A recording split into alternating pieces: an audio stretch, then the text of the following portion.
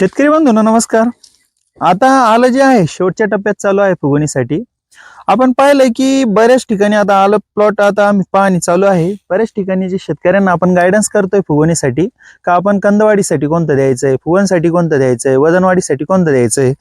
तर मी शेतकऱ्यांना मार्गदर्शन करू इच्छितो की आता जे काड्या वगैरे जे आहे या पद्धतीने आहे, बऱ्याच ठिकाणी कांड्या बरेचशा लांबलेल्या आहे, पण याचं वजनवाढीसाठी आपल्याला काय करता येईल, हे जे कोंब आहे एका कोंबाला अजून डबल कोंब कसं वाढवता येईल याच्यासाठी मार्गदर्शन करायचं म्हणलं तर मी शेतकऱ्यांना सांगू इच्छितो की आपण काय करायचंय 6BA आणि GA या दोन्ही संजीवकांचा वापर करायचा आहे।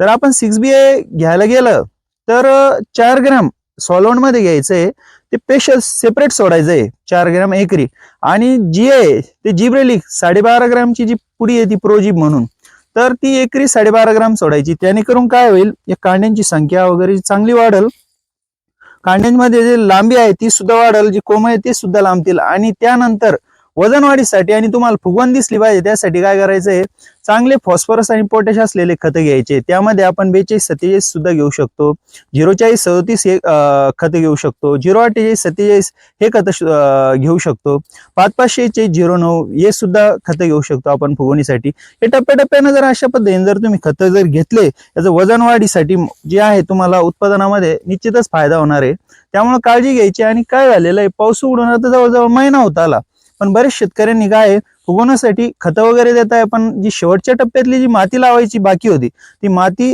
लावायची राहिलेली, बरेच शेतकऱ्यांनी ती माती सुद्धा लावून घ्यायची आहे।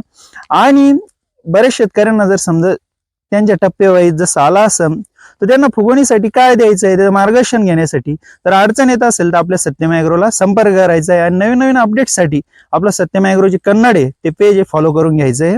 आणि माझा जो कॉन्टॅक्ट नंबर आहे तो नंबर सुद्धा मी देतो, जेणेकरून जे आलं उत्पादक शेतकरी यांना मार्गदर्शन होईल।